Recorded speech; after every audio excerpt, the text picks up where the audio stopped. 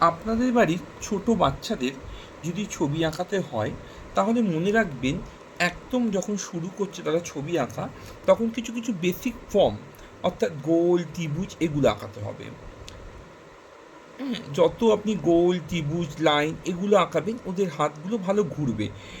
একই রকম আঁকা না, অনেক রকম মানে ঘুরিয়ে ঘুরিয়ে আঁকতে হবে। এবার ধরুন আপনি বারবার করে গোল আঁকাচ্ছেন একটা ছোট বাচ্চাকে, যে তোর হাতটা ভালো হবে, আপনি জানেন যে গোল আঁকলে বা লাইন আঁকলে প্রথম দিকে বাচ্চাদের হাতে স্কিল বাড়ে। এবার সেই ভেবে আপনি গোল করিয়ে যাচ্ছেন, কিন্তু বাচ্চাটা দেখবেন আস্তে আস্তে ধৈর্য হারিয়ে যাচ্ছে, কারণ একই জিনিস আঁকতে তার ভালো লাগে না। তার জন্য কি করবেন, ওদের বলবেন একটা গোল করতে এবং গোল দিয়ে কিছু জিনিস করতে।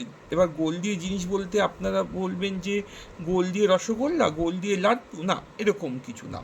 আগে বেসিক ফর্মটা গোলটা করে নিতে হবে।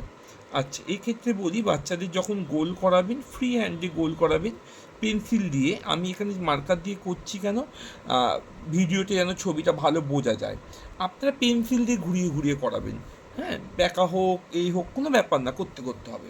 এই ধরুন দুটো গোল আঁকলাম, গোলের নিচের থেকে আমি এরকম দিয়ে দিলাম, দেখুন চিনতে পারছেন নাকি? হ্যাঁ, বেলুন।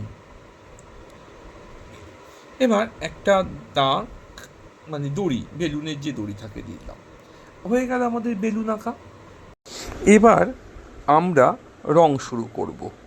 রং করার সময় বাচ্চাদের মনে রাখতে হবে এই যে ছবিটা ওরা এঁকেছে তার বাইরে রং যাবে না এবং ভেতরে কোনো জায়গায় সাদা থাকবে না, পরিষ্কার করে রং করতে হবে।